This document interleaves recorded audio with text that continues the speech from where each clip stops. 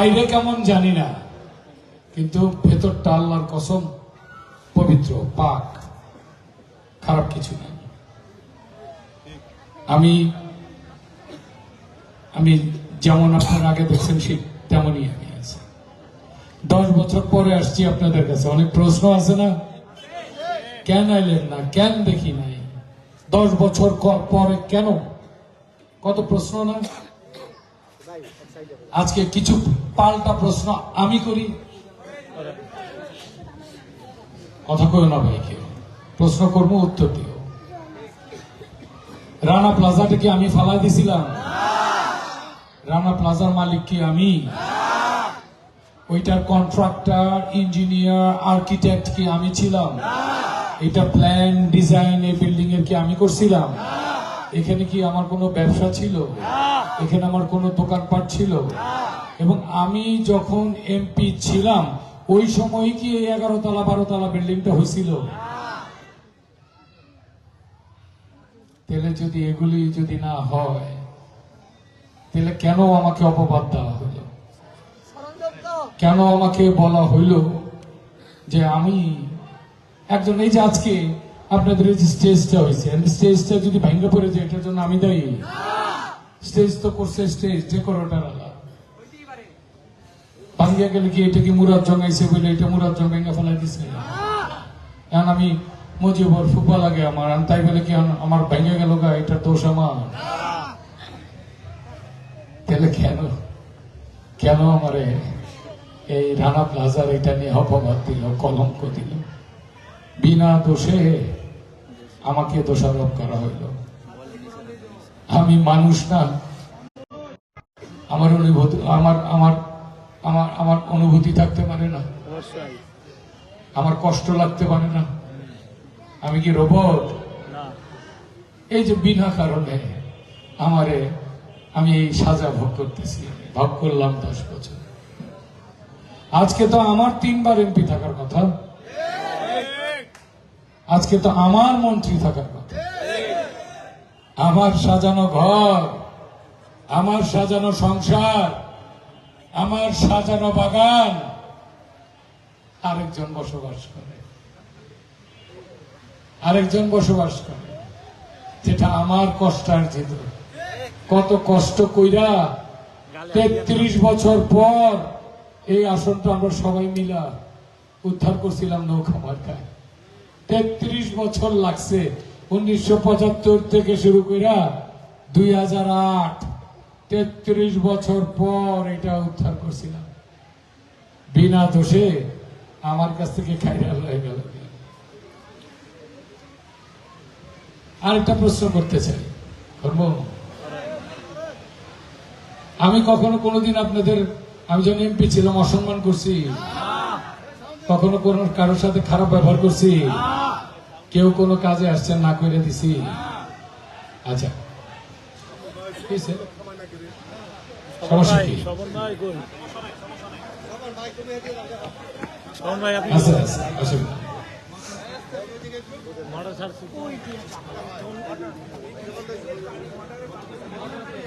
অসুবিধা নাই। আজকে এখানে, আজকে তো বৃহস্পতিবার রাত, সন্ধ্যা যত হইতেছে তত আমার ভাইয়েরা আসতেছে। আজকে আমি কিছু অপ্রকাশিত ইতিহাসের কিছু কথা আপনাদের সাথে শেয়ার করব। Rana plaza, Rana plaza, Rana plaza, এটা যেটা ইতিহাসের অনেক কিছু আপনারা জানেন না, আজকে সেটা আমি বলবো।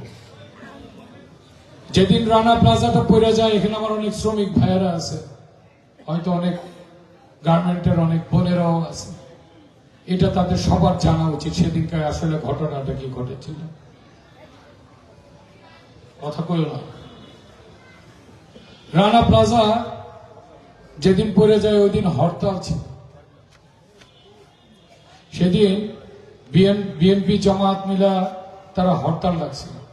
তো হরতাল ডাকলে আমি যেটা করি, হরতাল বিরোধী মিছিল আমি করতাম।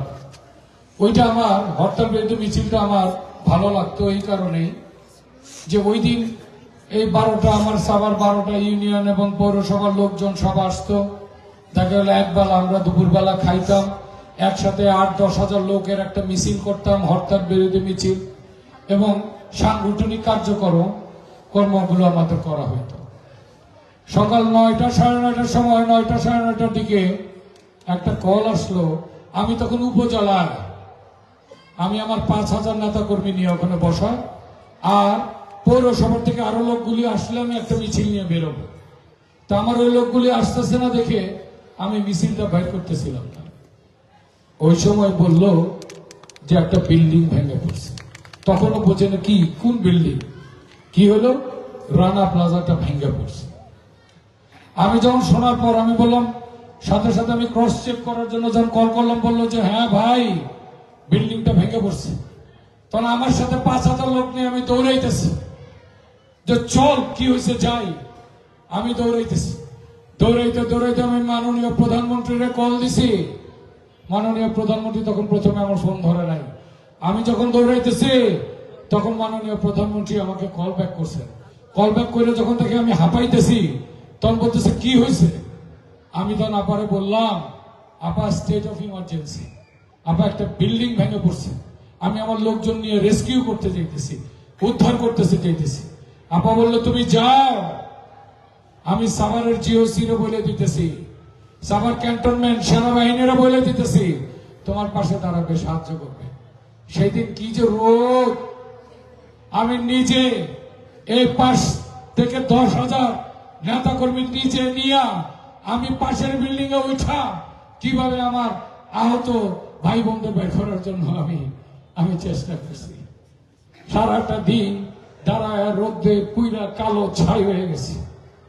রাত 3টার সময় সাভার ক্যান্টনমেন্টের জিওসি যখন আমার এসে বললো যে স্যার রাত 3টা বাজে গেছে, আপাতত 3-4 ঘন্টার একটা ব্রেক না নিলে এই যে সেনাবাহিনীর যে সৈন্যরা এদেরও তো একটু রেস্ট লাগবে, আমরা আপাতত 3টা পর্যন্ত বন্ধ রাখি, একটু আবার সকাল 8টার থেকে শুরু করবো। আমি বললাম তাহলে এটা করবেন না, এটার থেকে তো বের করতে হবে। বললো যে স্যার এই 3-4 ঘন্টার একটা ব্রেক লাগবে। আমি চিন্তা করলাম আমার গা ভর্তি ময়লা, আমি একটা কাপড়ে পাঞ্জাবি পায়জামা পরা, একটা মনে হয় টিয়া কালারের পাঞ্জাবি আমার গায়ে ছিল, নীল কালারের একটা পাঞ্জাবি আমার গায়ে পরা, আমি ওখানে দাঁড়ানো। আমি ঠিক ওই সময় আমার মা দিয়ে একটা কল দিছে। আমার মা আমার কল করে কয়, বাবা তুই কই, 3টা বাজে তুই কিছু খাইছস? আমি বলছি আমি কোনো উত্তর দিইনি, আসলে আমি সারাদিন কিছু খাইনি। এতগুলি আমার শ্রমিক ভাই বোনেরা, আমি আহত নিহত মানুষগুলির ভাই করতেছি, আমার ভিতর খাওয়া ঢুকতেছিল না, আমি খাইনি। আমি বললাম না মা একটু তো বন্ধ, কাজ তখন আপাতত বন্ধ, আমি আসতেছি, আমি 3-4 ঘন্টায় আমিও কাপড় চোপড় পাল্টায়া আমি আবার সকালবেলা আবার চলে আসবো। আমার মা বলছে বাবা আমি তোর একটা কথা কই। আমাকে মা কও। বাবা তুই আসবি না, তুই ওখানেই থাকবি যে পর্যন্ত শেষ পর্যন্ত, যে পর্যন্ত রানা প্লাজা উদ্ধার কাজ শেষ না হবে সেই পর্যন্ত তুই ওই জায়গায় থাকবি। আমি এক কাপড়ে আমি 17টা দিন ওই রানা প্লাজা ওই জায়গাতে আমি অবস্থান করছি, একদম শেষ না হওয়া পর্যন্ত ওই রানা প্লাজা আমি ছিলাম। ঠিক রানা প্লাজার অপোজিটে আমাদের উলাইলের কমিশনার ছিল, আমিন কমিশনার, হজে যায় যিনি মারা গেছেন, ওনার একটা মার্কেট ছিল, ওই মার্কেটের 6 তলা তার খালি ছিল। সে আমি যখন শুনলো যে এত রাত 3টায় আমার এখানে আমার মা কইছে থাকতে হইব, তো কি করে দিলেন, ওই 6 তলার ওই রুমটা পরিষ্কার করে দিয়ে একটা খাট আইনা দিয়ে এই আমি আর আমার এই উপজেলা আওয়ামী লীগের সাধারণ সম্পাদক আলী হায়দার ভাই, আমরা এই 2টা ভাই 17টা দিন ওখানে ছিলাম। সারা রাত ওই উদ্ধার কাজের শেষের পর যে সময়টুকু ছিল ঘুমাই নাই, ওই বারান্দায় দাঁড়ায় থেকে ওই রানা প্লাজার ওই ধ্বংসস্তূপের দিকে তাকায় ছিলাম। এত কিছু করলাম, তার বিনিময়ে পাইলাম কলঙ্ক, তার বিনিময়ে পাইলাম অপবাদ। আজকে 10 বছর প্রতিটা সিজদা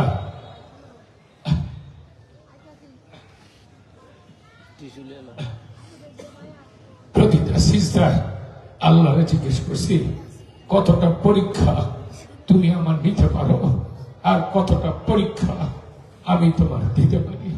ধৈর্য ধৈর্য ধৈর্য, কোনো কিছু না কইরা এই এই অপবাদ এই কলঙ্ক নিয়ে 10টা বছর পার করছি। আজকে এই 10 বছর পর যখন ওই মাননীয় প্রধানমন্ত্রী এই নির্বাচনে একটা সুযোগ করে দিয়েছেন, উনি বলছেন আমি দেখতে চাই সাভার আশুলিয়ায় যোগ্যকে জনপ্রিয়কে কে সাভার আশুলিয়ার মানুষ কাকে সংসদ সদস্য হিসেবে নির্বাচিত করে। প্রধানমন্ত্রী এতদিন বলছে চুপ চুপ ছিলাম, এখন বলছে মুখ খুলছি। একটা প্রশ্ন আরেকটা প্রশ্ন আমি আপনাদের করতে চাই, করি। আমি যখন এমপি ছিলাম কখনো কি আপনাদের সাথে খারাপ ব্যবহার করছি? কখনো আপনাদের সাথে অহংকার দেখাইছি? কেউ কখনো আসছে আমার বাড়ির থেকে কেউ খালি হাতে ফেরত চলে গেছে? কেউ কোনোদিন আমার বাসায় গেছে মিষ্টি তো দূরে কথা, 1 গ্লাস পানি না খায় কি আসতে পারছে? আমি চেষ্টা করছি সম্মান দিতে। আমার বাবা বলছে, যতদিন বাইচা ছিল আমার বাবা বলছে, বাবা গো পারলে মানুষের উপকার করবো, অপকার করবো না, ইজ্জত দিবা, সম্মান দিবা, তোমারে আল্লাহ তোমার সম্মান রিটার্ন করবো, আল্লাহ তোমার সম্মান ফেরত দিব। আমি যদি আপনাদের ইজ্জত দিয়ে থাকি, সম্মান দিয়ে থাকি, আজকে আপনাদের কাছে আমি আসছি সম্মান ইজ্জত ভিক্ষা চাইতে আসছি। আমার নির্বাচনটা আপনারা কইরা দেন, আমার নির্বাচনটা আপনারা কইরা দেন, আমার নির্বাচনটা আপনারা কইরা দেন। আপনারা যদি না কইরা দেন কে কইরা দিব, কে কইরা দিব? আমার জীবনের যখন আমার বয়স 28, আমেরিকাতে পড়ালেখা করছি, আমেরিকাতে ছিলাম, ব্যবসা বাণিজ্য করছি। ওই জীবন থেকে ধৈর্য আইনা শেখ হাসিনা 2000 সালে আইনায় জুব্বা ধরাই দিয়েছে, পাঞ্জাবি পরাই দিয়েছে। আমার জীবন যৌবন সবকিছু আপনাদের জন্য উৎসর্গ করছি। এই যে আজকে বক্তৃতা দিতেছি, আজকে আমার ম্যাট্রিক পরীক্ষার আগের দিন আমার বাবা বক্তৃতা মঞ্চে বক্তৃতা দিতে দিতে মৃত্যুর কোলে ঢলে পড়ছে। আমাদের কাছে মরেন নাই, মরছেন মানুষের কথা কইতে কইতে, মানুষের কথা কইতে কইতে আনার চলে গেছে। প্রথমে কষ্ট লাগতো যে আমার বাবার মৃত্যুটা যদি আমার চোখের সামনে হইতো, আমগুলোকে 2-4টা কথা কয়ে যেত।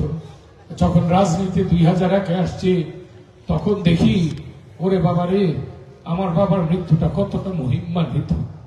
এখানে রাজনীতিতে আসছি কি জন্য? রাজনীতিতে আসছি একটু সম্মান পাবার জন্য। রাজনীতিতে দিতে আসছি, নিতে পারি একটু ইজ্জত সম্মান। এই সম্মানটা আপনারা দিবেন না? এই ইজ্জতটা আমি আপনাদের কাছে পাইতে পারি না? আমার নির্বাচনটা আপনারা কইরা দিবেন না? আমার নির্বাচনটা আপনারা কইরা দেন। 2 হাত তুলে আপনারা কইরা দেন, 2 হাত তুলে আপনারা বলেন আপনারা আমার নির্বাচনটা কইরা দিবেন। আমার নির্বাচনটা আপনারা বলেন কইরা দিবেন। আমার মার্কাটা আপনারা একবার বলেন, আমার মার্কাটা কি? আর একবার কোন জোরে মার্কাটা কি? আপনারা আর একটু জোরে কোন মার্কাটা কি? বসেন বসেন বসেন।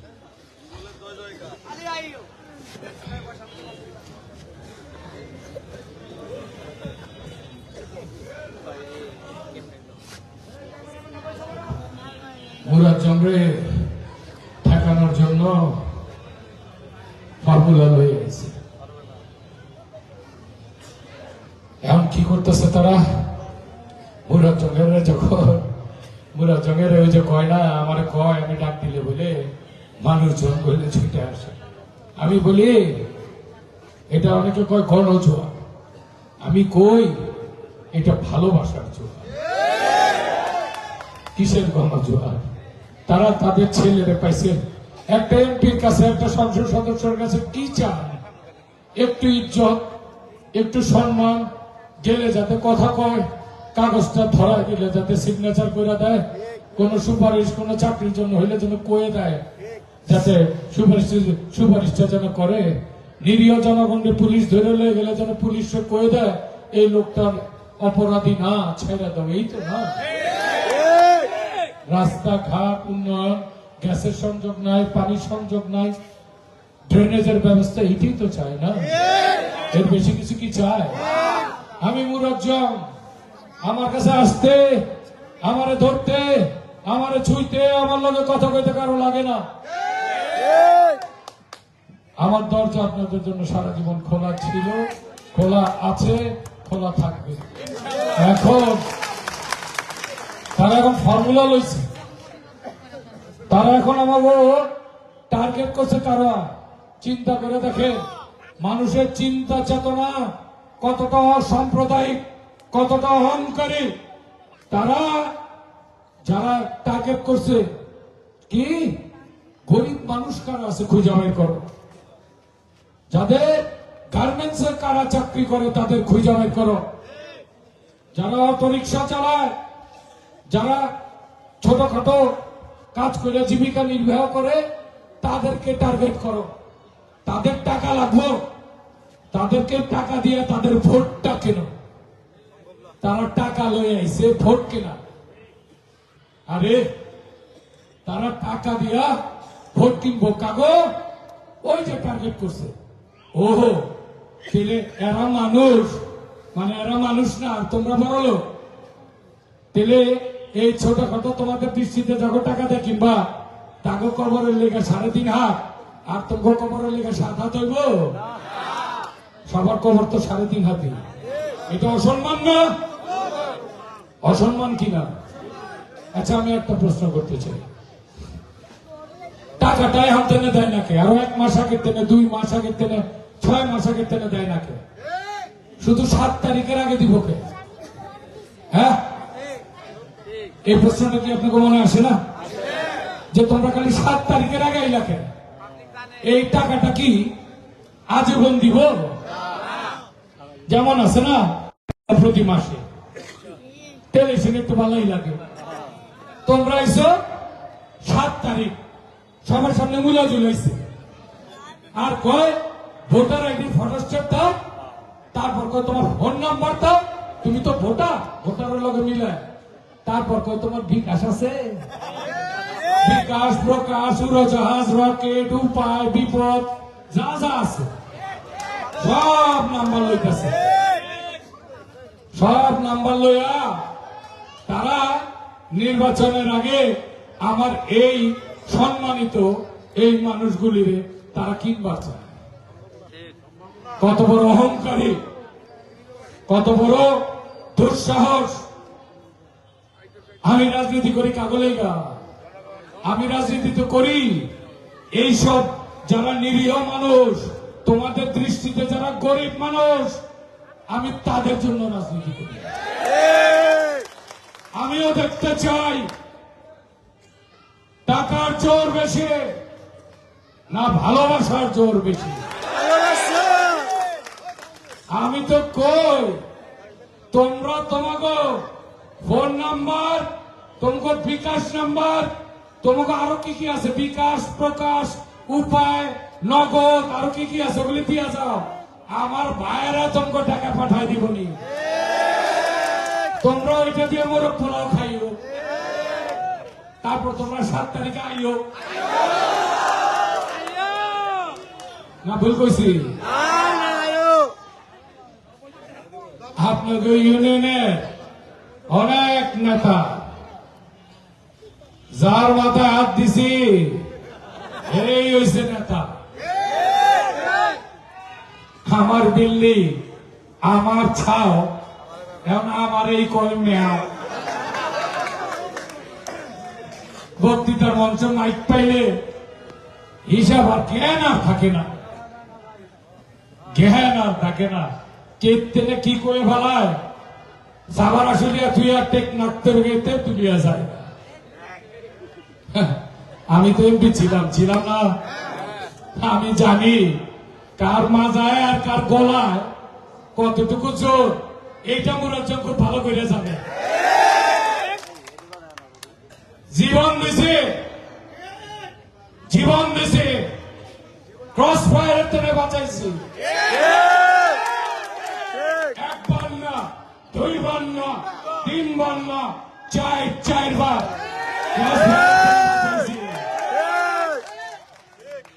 জীবন দিছে। জীবন বাঁচানোর মালিক আল্লাহ। বুঝিল আমি 4 বার তারে বাঁচাইছি। হ্যাঁ, যারা জীবন বাঁচাইছি তার কাছে বলে টাকা হয়ে গেছে বড়। জীবনে যদি না থাকতো, পদ পদবী যদি না থাকতো, তেলে থাকতো আনতে। এখন তেলে কথা কইতে কেমনে? এখন তেলে কথা কইতে কেমনে? কথা কইতে কেমনে? আচরণ বিধি মাইনা চইল, বেয়াদবি করো না।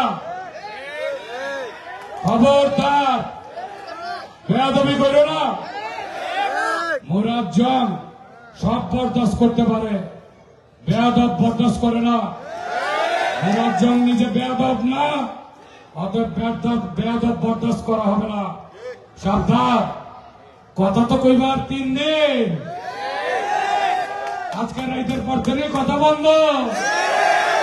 7 তারিখে নির্বাচন, তারপর কি কথা কইবা? 7 তারিখে তো আল্লাহ লৌহ মাহফুজে লেখা রাখছে,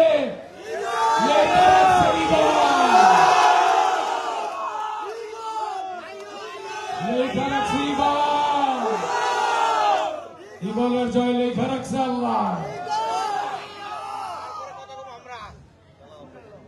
তাই আমি বিনীত ভাবে নিবেদন করব, ফেসবুক, ইউটিউব সব আমি দেখতেছি। ইট ইজ নোটেড, এটা noted, remember it is noted. সাবধান, খবরদার, জিহ্বা তো লিখ যেন না করে। অনেকে কয়, অনেকে সংসদ সদস্য নির্বাচনটারে মনে করতেছে এটা ইউনিয়ন পরিষদ নির্বাচন। আমাকে যারা ভালোবাসে, ডায়লগ কি? আরে মুরাজ্জমকে যারা ভালোবাসে তারা সলিড গোল্ড 24 ক্যারেটের সোনা। আর মুরাজ্জমের দেহগাড়ি একটাই গিয়ার। মুরাজ্জমের কোন ব্যাক গিয়ার নাই, ফ্রন্ট গিয়ার। মুরাজ্জম যখন যায় সোজাই যায়,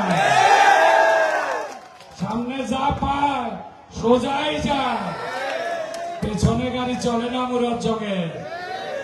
অনেকে কয় 7 তারিখ অনেক বড় বড় নেতা, তারা টাকার বস্তা লয়ে আইব, তারা ভোট কেন্দ্র দখল করে লয়ে যাইব, তারা এইটা করব, তারা ওইটা করব। ওই যে আমার স্বপন মাতবর, আমার ছোট ভাই, আরে এটা তো ছোট ভাইদের একটা দল আছে। আগে তোমরা আমার এনে বইনেগো একটা দল আছে, বইনের দল বকো দলের পরে থাকে হলো ছোট ভাইগো দল, তারপর হইলো আমার দল।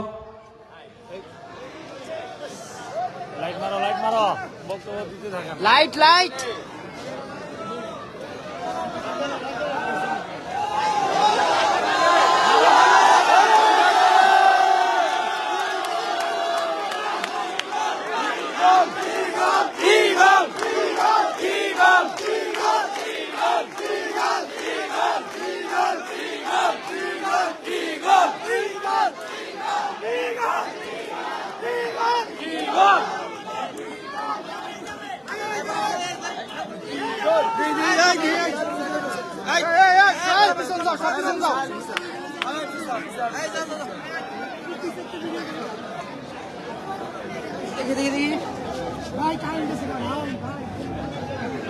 সামনে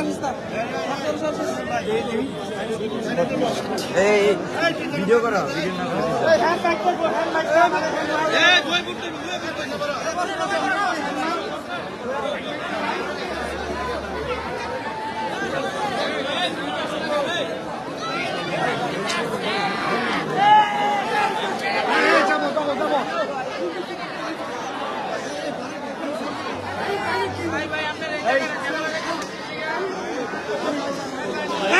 বসেন দিকে বসেন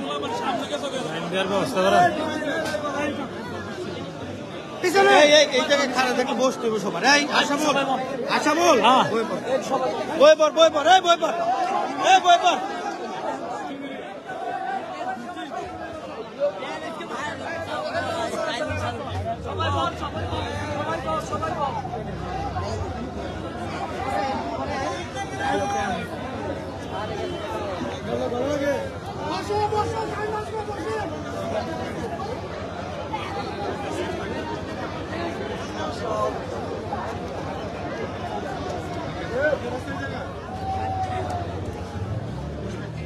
এই সামনেটা তো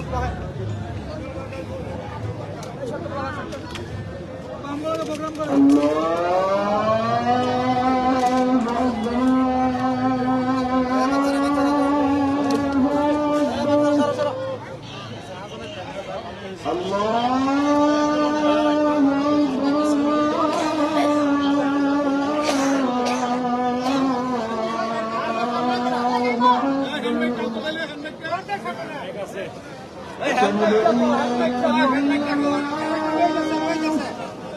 কালুর কাছে দেন নাই বাবা ও সব বাবা কালুর কাছে হ্যান্ডব্যাগ লয়ে যাস আমি ফোন দিছি। সবার পিছে এই কেনা এই সবার পিছে দাও এই পিছে দাও এই পিছে দাও করতে পারে না কে তোর দেখ পিছে পিছে আইতাছে তোর দেখ ওই ওই